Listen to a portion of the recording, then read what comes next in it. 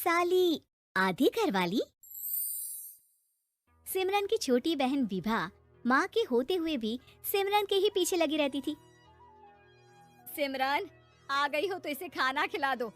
बोल रही है तुम जब तक नहीं खाओगी ये भी नहीं खाएगी।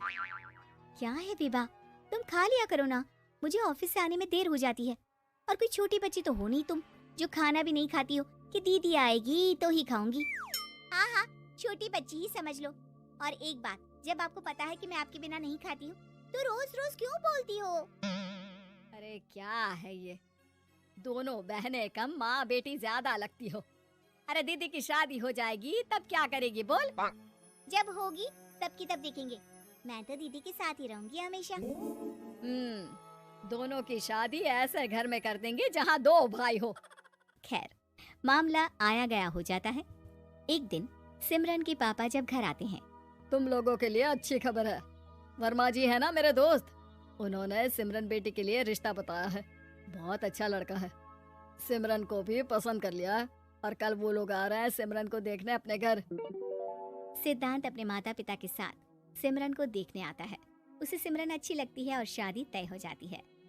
सिद्धांत की माँ कहती है, अब तो हम लोग ले जाएंगे जल्द ही अपनी सिमरन को यहाँ से। अरे हाँ हाँ, क्यों नहीं, आपकी ही है अब तो हमारी बेटी। दूर खड़ी विभा सब सुन रही होती है।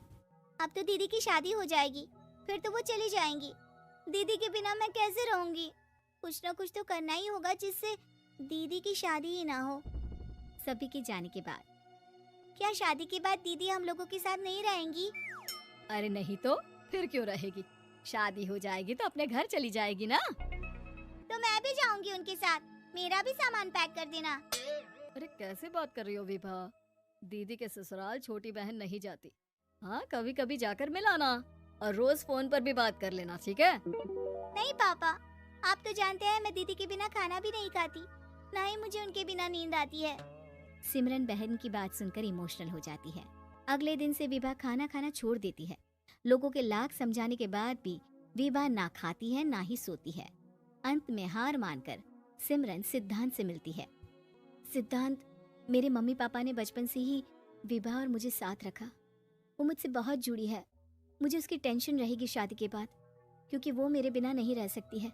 अरे ये तो छोटी सी बात है, वो हम लोगों के साथ हमारे घर में रह सकती है।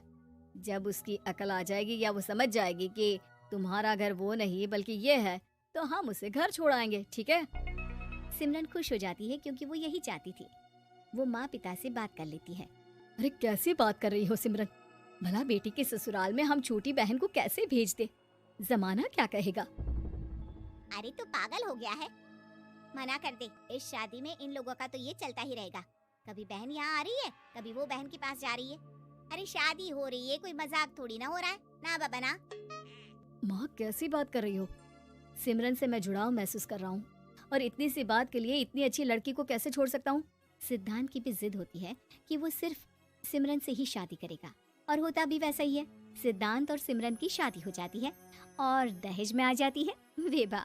शादी के बाद बुआ सास कहती है, अरे माँ ना, साली आधी घर वाली होती है, लेकिन ये क्या, तुम तो उसे घर ही ले आए। तभी चाची कहती है, सिद्धांत को तो हम लोगों ने सीधा समझा था, लेकिन सबसे तेज तो यही निकला। अरे देखो कैसे दहेज तो नहीं लिया, लेकिन साली पर कब्जा कर लिया। सिद्धांत ने इस और तो सोचा ही नहीं था, लोग उन लोगों के बारे में ऐसी भी बात करेंगे। वो वहाँ से चला जाता है और चुपचाप अपने कमरे में लेट जाता है। क्या हुआ सिद्धांत, तुम अचानक से परेशान हो गए, कोई बात है क्या? अरे नहीं नहीं, वो थक गया था ना, शादी की सारी तैयारी और रस्मों के बीच, सोच रहा हूँ थोड़ा आराम कर लूँ। हाँ ठीक है, आप लेट जाइए, मैं विभा का बेड लगा देती हूँ जमीन पर। क्या वो यहाँ सोएगी? हाँ, बताया तो था कि उसे नींद नहीं आती मेरे बिना, तो तुम आराम से लेटो ऊपर, हम लोग नीचे बिछा लेते हैं।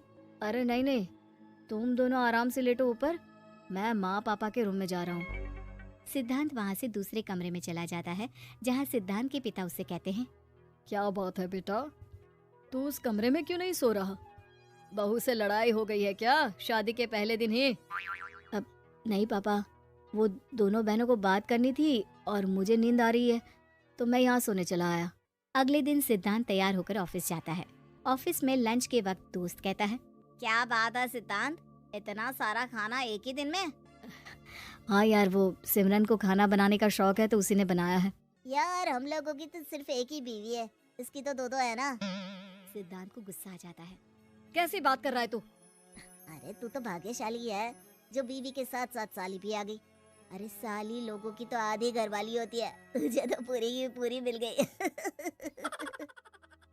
सिद्धांत का पारा अब 7वें आसमान में पहुंच जाता है। वो खड़ा होकर उस लड़के से लड़ने लगता है।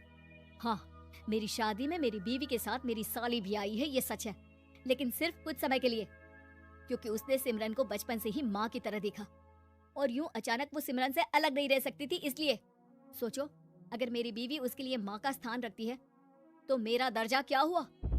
तभी वहाँ बॉस आ जाता है। माफ करना सिद्धांत, यहाँ इस मेंटल लेवल के लोग हैं। जरूरी नहीं साली सिर्फ आधी घरवाली ही हो, कभी वो छोटी बहन तो कभी बेटी भी होती है। वेल डन सिद्धांत। सिद्धांत को अब ऑफिस में कोई कुछ नहीं कहता, लेकिन आस पड़ोस का वो तो वही हाल रहता है। सिद्धांत ऑफिस से घर की ओर आ रहा होता है कि रास्ते में उसे अपनी कॉलोनी का दोस्त मिल जाता है। क्या बात है, चेहरे की चमक बता रही है, शादी से बड़ा खुश है तू, क्यों? हाँ यार, अच्छी लड़की और अच्छा परिवार मिलना कहाँ होता है जल्दी आजकल। यार हमें भी दिला देना ऐसा परिवार जहाँ एक के साथ एक फ्री की स्कीम चल रही हो। सिद्धांत को फिर गुस्सा आ जाता है।